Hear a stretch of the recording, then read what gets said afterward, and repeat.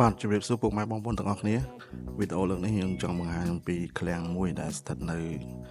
ជូវ៉ា2ក្បែរផ្លូវរថភ្លើងឃ្លាំងមួយនេះដែរគាត់បានប្រើស្លឹកស័ង្កសីរបស់ក្រុមហ៊ុន SY យកមកប្រក់ធ្វើជាដំបូលនៅជញ្ជាំងហើយដំបូលនោះគឺគាត់ប្រើពណ៌សហើយនឹងជញ្ជាំងគាត់ប្រើពណ៌ប្រផេះក្រមៅគ្រើមដែលជាសន្លឹកស័ង្កសីកម្រាស់ 4C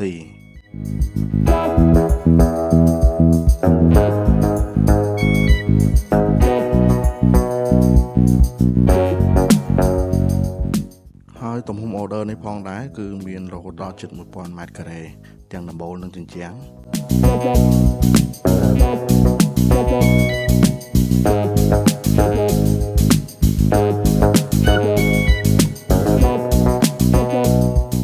ហើយបើតាមការសាកសួរទៅនឹងម្ចាស់ផ្ទាល់ហ្នឹងគាត់បានប្រាប់ថា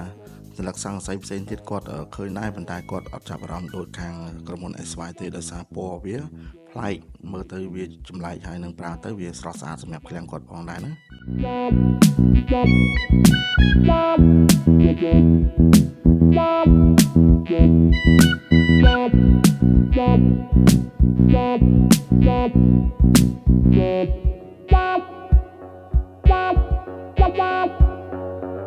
ហើយឃ្លាំងនេះដែរគាត់បានប្រាប់ថាគាត់ធ្វើសម្រាប់ស្តុកទុកទំនិញដែលនាំចូលមកដើម្បី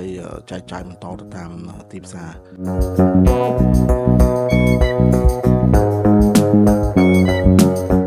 ហើយវីដេអូមួយនេះយើងសូមបង្ហាញតែប៉ុណ្្នឹងទេដោយសារឃ្លាំងគាត់យើងថតអស់ហើយយើងរងចាំមើលឃ្លាំងក្រោយទៀតតែគាត់នឹងធ្វើនៅខាងកៅ